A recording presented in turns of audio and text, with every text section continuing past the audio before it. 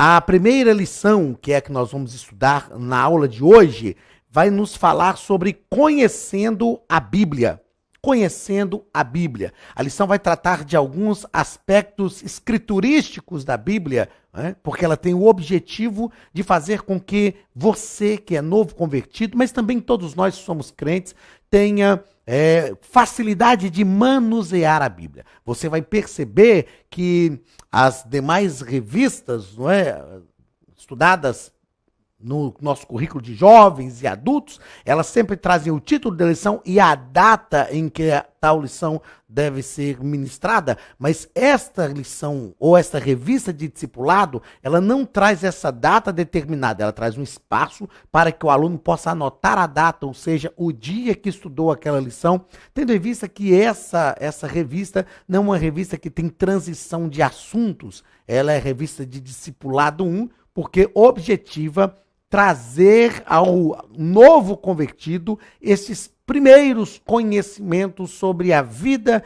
e a fé cristã. Então, revista, a lição de número 1, o tema da lição, ou o título da lição é Conhecendo a Bíblia, o texto bíblico dessa lição, que compõe, né, é o texto que nós temos no currículo de jovens e adultos como texto áureo, mas o texto bíblico desta lição é lâmpada para os meus pés, é a tua palavra e luz para o meu caminho. Salmo de número 119 e versículo de número 105. Então vamos lá conhecer a Bíblia, conhecer a palavra de Deus. Uma coisa que eu queria refletir com você, antes mesmo de entrarmos aqui nos comentários da nossa lição, é pensar o seguinte: por que a necessidade de uma revelação escrita?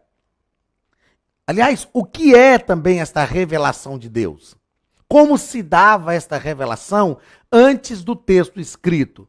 Quando estudamos a disciplina de bibliologia, que é uma disciplina que compõe a grade curricular do curso médio em teologia aqui na Academia de Pregadores, quando estudamos bibliologia, nós aprendemos sobre estas coisas. Esses assuntos são tratados no escopo da disciplina de bibliologia. Nós sabemos que o primeiro escritor bíblico foi Moisés, que escreveu o Pentateuco. E antes disso, já havia a revelação de Deus. O que é a revelação de Deus? É Deus se mostrando, Deus se dando a conhecer. Porém, antes do texto escrito, a revelação de Deus se dava às pessoas e era transmitida. Como essa transmissão da revelação de Deus era feita? Era feita através da oralidade. É o que nós chamamos de tradição oral. Era passada de pai para filho. Mesmo já no período que Moisés escreve a lei de Deus, o Senhor disse para Israel: ensinarás isto aos vossos filhos, andando pelo caminho, assentado nas vossas mesas, ao se deitar, ao se levantar. Então a transmissão da revelação de Deus se dava através da oralidade. Então a gente disse como se dava essa transmissão e o que é essa revelação de Deus. É Deus se dando a conhecer. Agora, qual a necessidade de uma revelação escrita, que é o caso da palavra de Deus, da Bíblia Sagrada, não é? A Bíblia Sagrada é a revelação escrita de Deus.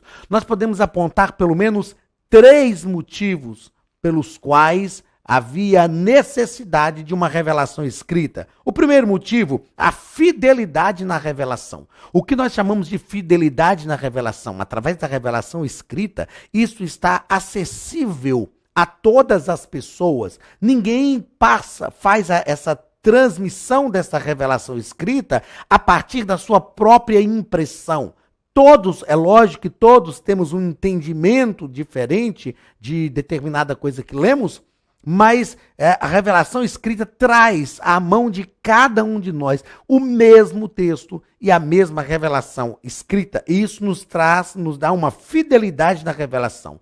A segunda razão porque da revelação escrita é para que houvesse uma perpetuação da revelação. Nós sabemos que as nossas palavras passam assim como nós passamos, mas aquilo que fica escrito está registrado nos anais da história.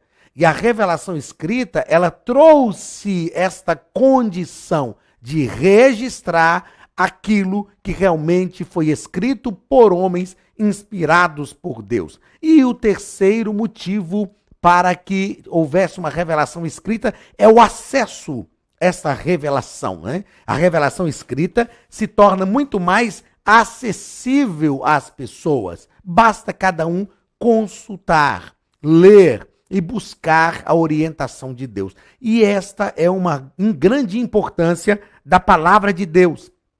Você que está recebendo a fé, e eu repito, como já disse no início, mesmo nós que já temos um tempo de caminhada cristã, vale a pena uma leitura diária, cotidiana da Bíblia, estar a cada dia buscando o conhecimento da palavra de Deus. Vamos à introdução da aos comentários da nossa revista, não é?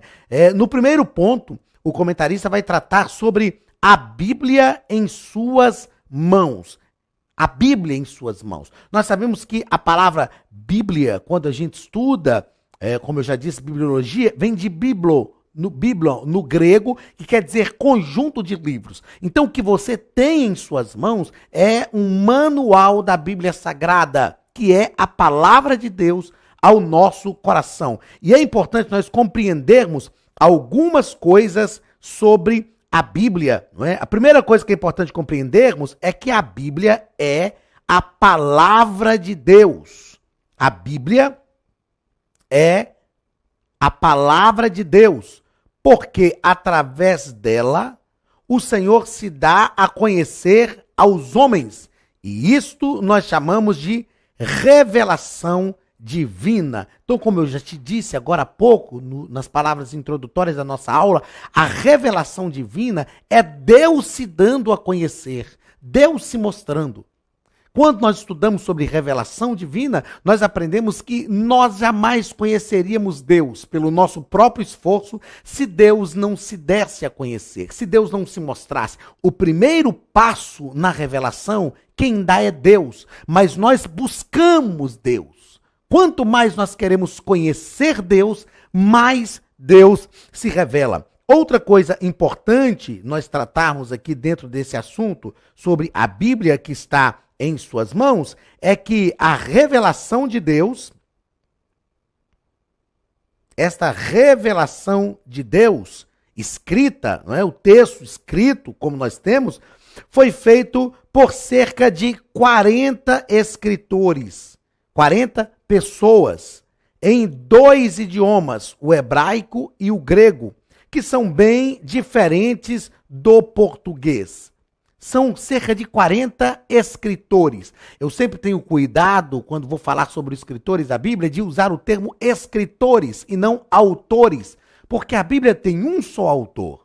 O autor da Bíblia é Deus, mas são cerca de 40 escritores que escreveram num período aproximado de 1.500 anos. Escritores que não viram uns aos outros, que não se conheceram, mas que foram inspirados por Deus para escrever a revelação de Deus ao ser humano. Outra coisa importante nós compreendermos sobre este livro que está em nossas mãos é que Deus inspirou as pessoas para escrever a Bíblia. Então eles escreveram a partir da inspiração de Deus.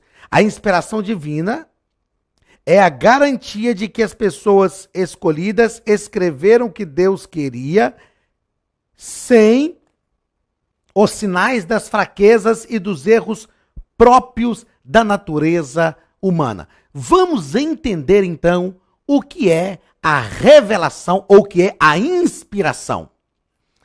2 coisas são extremamente importantes nós compreendermos sobre a Bíblia, este livro que está em nossas mãos.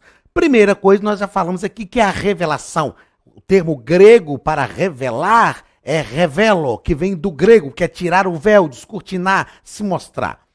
A segunda coisa importantíssima para compreendermos em relação a este livro que todos nós temos em mãos, é a inspiração. O que é inspirar? Não é?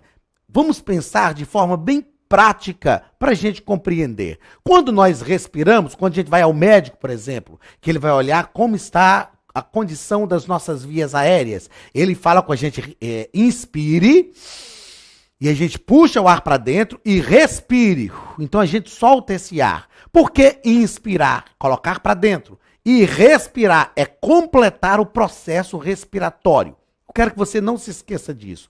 Inspirar é colocar para dentro, é isso, ó. Quando nós puxamos o ar de fora para dentro. Esta é a ideia, e isto é o que é inspirar. Nós precisamos entender que quando nós afirmamos que Deus inspirou os escritores bíblicos, nós estamos dizendo que Deus colocou dentro deles a palavra. E eles exteriorizaram esta palavra, conforme o seu contexto de vida, conforme a sua visão, dentro do tempo, do momento que eles viviam, mas esta palavra foi, sobretudo, inspirada por Deus. E aí nós temos um termo bibliológico, né, que nós não vamos pensar aqui agora, devido à exiguidade, né, do tempo, mas o termo é inerrância. A inerrância das Escrituras, porque a palavra de Deus foi inspirada por Deus. Sendo assim, Deus é o autor da Bíblia. Esses 40 escritores que escreveram, alguns não tiveram contato uns com os outros, mas a palavra de Deus nos seus assuntos, elas se encaixam. Existem, sem dúvidas, algumas aparentes discrepâncias. Basta tão somente um estudo mais aprofundado da palavra de Deus para a gente entender que a Bíblia não erra. Ela é a palavra de Deus ao nosso coração e a revelação de Deus a cada um de nós. Vamos em frente no nosso segundo ponto. Segundo ponto da nossa lição. Como usar a Bíblia, segundo ponto, como usar a Bíblia na igreja.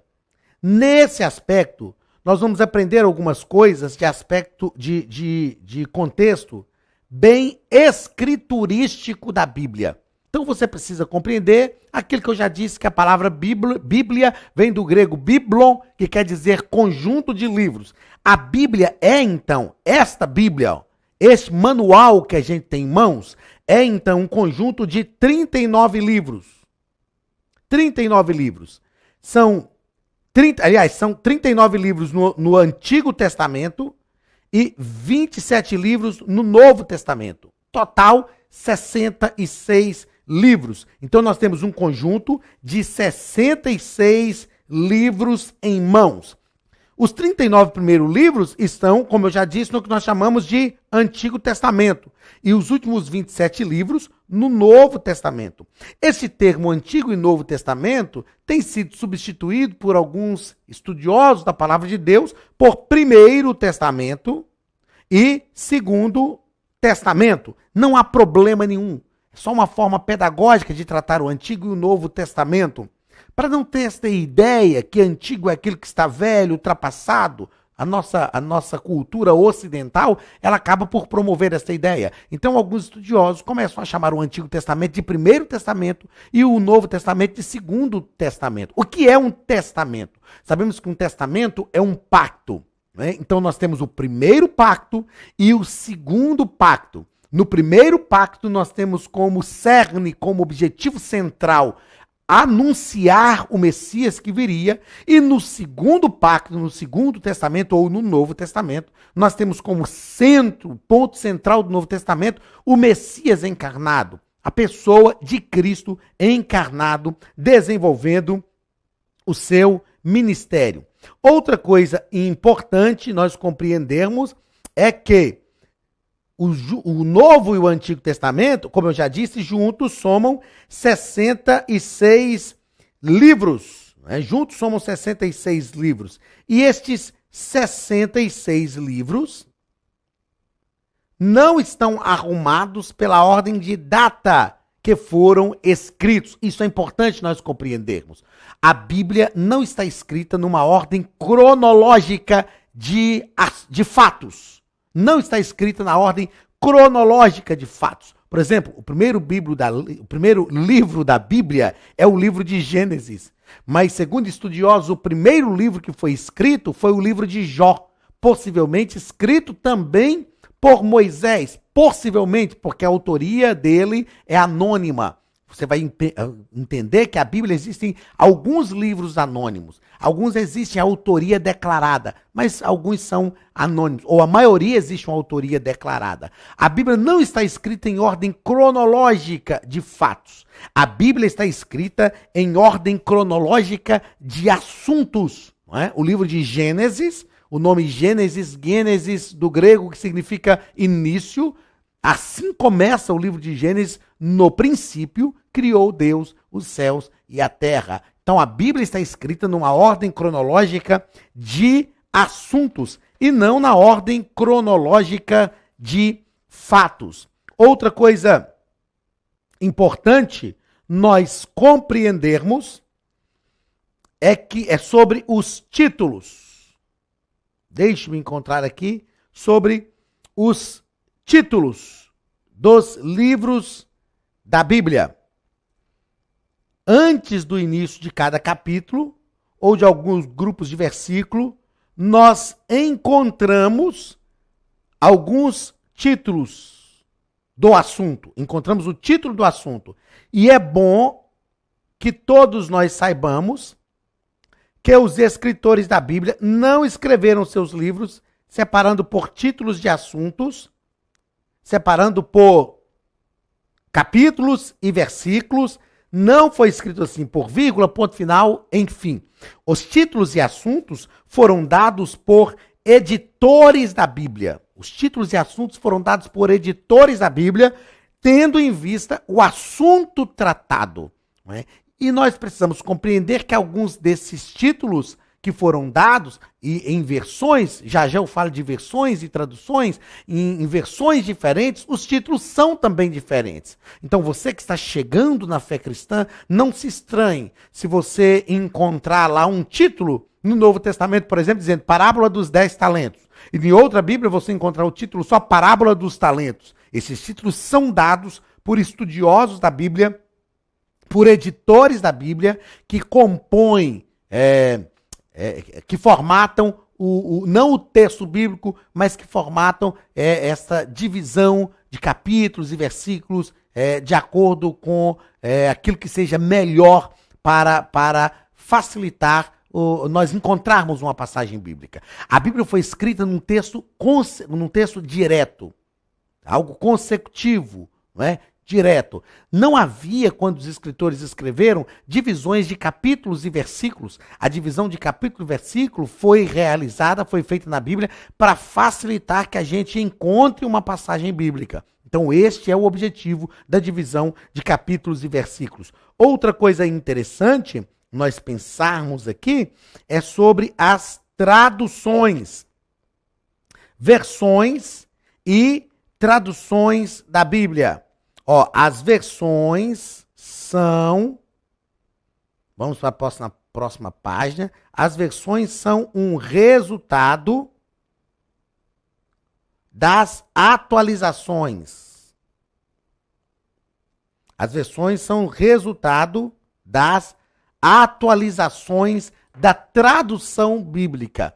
O que é uma tradução da Bíblia? É a tradução para uma língua específica. Por exemplo, a tradução da Bíblia para a língua portuguesa. A tradução da Bíblia para a língua portuguesa, a base de toda a tradução que nós temos hoje é de João Ferreira de Almeida, que foi o tradutor da Bíblia para a língua portuguesa. Como nós já falamos, a Bíblia foi escrita em duas línguas específicas. O Antigo Testamento escrito em hebraico e o Novo Testamento escrito em grego, com algumas porções nos dois testamentos em aramaico. Essa tradução que foi feita para a língua portuguesa foi feita por João Ferreira de Almeida. É a base de toda a tradução. Agora, existem diversas versões da Bíblia. Essas versões são resultantes de atualizações. Então, a gente tem versões Almeida, por causa de João Ferreira de Almeida. Almeida, revista e atualizada, é o que a gente chama de ARA. Você vai encontrar isso, ARA. Almeida, revista e atualizada. A gente tem Almeida, revista e corrigida, ARC. Almeida, revista e corrigida, e assim sucessivamente. Então nós temos a TEB, que é a tradução ecumênica brasileira, nós temos a versão NVI, que é a nova versão internacional, nós temos a LH, que é a linguagem de hoje. Então nós temos diversas versões que são importantes para a compreensão do texto. Aí você pode falar, mas professor, qual a importância disso? A importância é que às vezes você lê em uma determinada versão o texto que não traz um entendimento tão claro, e você procura aquele mesmo texto em outra versão, o texto consegue aclarar aquilo que nós queremos compreender. Terceiro ponto, vai tratar sobre como usar a Bíblia no dia a dia. Como usar a Bíblia no dia a dia. O primeiro parágrafo vai falar sobre a leitura da Bíblia. E é muito importante nós compreendermos a importância da leitura da Bíblia como palavra de Deus. A leitura, nós sabemos que gera um aprendizado. E nós sabemos também que a Bíblia tem ensino para todas as áreas da nossa vida. Para todas as áreas da nossa vida, a Bíblia tem ensino. A Bíblia nos ensina não só ir para o céu, a Bíblia nos ensina a ser pessoas melhores, ser cidadãos. Então existe alguns, deixe-me citar pelo menos 2 ou 3 textos que eu vejo como ensinamento prático magnífico para a nossa vida. Eu gosto muito, quando penso nesse aspecto de ensino prático, de fazer uma abordagem sobre o livro de Provérbios. Provérbios quer dizer máximas de vida. E o livro de Provérbios nos ensina princípios práticos para a vida cotidiana. Veja só o que está escrito em Provérbios, capítulo 25 e o versículo 17. Retire o pé da casa do teu próximo, antes que ele se enfade de ti e venha te aborrecer. A versão Almeida Revista e Corrigida fala desta forma. Agora, olha a revista atualizada. Almeida Revista e Atualizada. Não sejas frequente na casa do teu próximo, para que não se enfade de ti e te aborreça. Perceba que este é um ensino prático. Ou seja, quando a gente começa a frequentar muito a casa de um vizinho, a casa de um parente, isso pode gerar problemas. Dentro dessa mesma proposta de ensino prático para a vida cristã, veja o que diz Provérbios 26, 18, 19 e 20. Como louco que lança de si faíscas, flechas e mortandade. Assim é aquele que engana o seu próximo e diz, fiz isto por brincadeira. Veja só, é aquela mentira por brincadeira, e a Bíblia está nos ensinando que quem faz isso é como louco que lança de si faíscas, flechas e mortandade. Olha o versículo de número 20. Sem lenha o fogo se apaga, não havendo maldizente, cessa-se a contenda. Então a palavra de Deus está nos ensinando que a fofoca só consegue prosperar porque existe quem alimenta. Se não existisse, sem lenha o fogo se apaga, não havendo maldizente, cessa-se a contenda. Segundo parágrafo do terceiro ponto, né? Segundo parágrafo do terceiro ponto. A importância da memorização de versículos bíblicos. É importante memorizar esses versículos porque quando memorizamos os textos da Bíblia, o texto está guardado, escondendo e fazendo habitar dentro de si a palavra de Deus. Ou quando você memoriza o texto está guardado. É lógico que tem versículos que são mais fáceis de serem guardados, porque são versículos que têm uma afeição maior de cada um de nós em determinado momento da vida, mas existem textos que são textuários da Bíblia, que não podem ser esquecidos, como João capítulo 3, Evangelho escrito por João capítulo 3, o versículo 16, porque Deus amou o mundo de tal maneira que deu o seu único filho para que todo aquele que nele crê não pereça, mas tenha a vida eterna. Textos como o Salmo de número 23, o Senhor é o meu pastor, nada me faltará. São textos magníficos da palavra de Deus que são importantes serem memorizados. É importante memorizar textos da palavra de Deus a fim de que esta palavra realmente permaneça na nossa vida. Terceiro parágrafo deste terceiro ponto vai tratar sobre o estudo da palavra de Deus. A palavra de Deus tem que ser estudada, porque aquilo que nós estudamos, nós passamos a conhecer. Se você nunca estudou a palavra de Deus, faça isso. Estude, aprenda e que este conhecimento seja transformador para a sua vida. O quarto parágrafo desse terceiro ponto vai falar sobre o momento de meditação. Salmo 1, versículos de 1 a 3, fala sobre meditar na palavra de Deus. Bem-aventurado o homem ou o mancebo que não anda segundo o conselho dos ímpios, não se detém no caminho dos pecadores, nem se assenta na roda dos escarnecedores. Antes tem o seu prazer na lei do Senhor, e na sua lei medita de dia e de noite. Isso aqui não é meditação transcendental, não é? Ensinada por algumas religiões orientais. Isso aqui é meditar, refletir na palavra de Deus e deixar que ela nos transforme a cada dia. Esse estudo da palavra de Deus também nos ajuda a compreender que é preciso que você se dedique à meditação diária da palavra de Deus. E nós chamamos isto de vida devocional. O que é a vida devocional? Fala de devoção, de se entregar àquilo que se acredita, à divindade. Então, tanto a leitura, quanto a memorização, quanto o estudo da palavra de Deus são extremamente importantes. A meditação na palavra de Deus é extremamente importante. Você vai aprender ao longo da sua vida cristã que quando nos propomos a estudar a palavra de Deus, nós temos alguns materiais de auxílio para melhorar a nossa compreensão. E esses materiais de auxílio são tratados pelo nosso comentarista aqui no texto do segundo ou do terceiro parágrafo desse terceiro ponto. Uma concordância bíblica é importante, está aqui, ó. A própria Bíblia, uma concordância. Deixa eu fazer diferente aqui.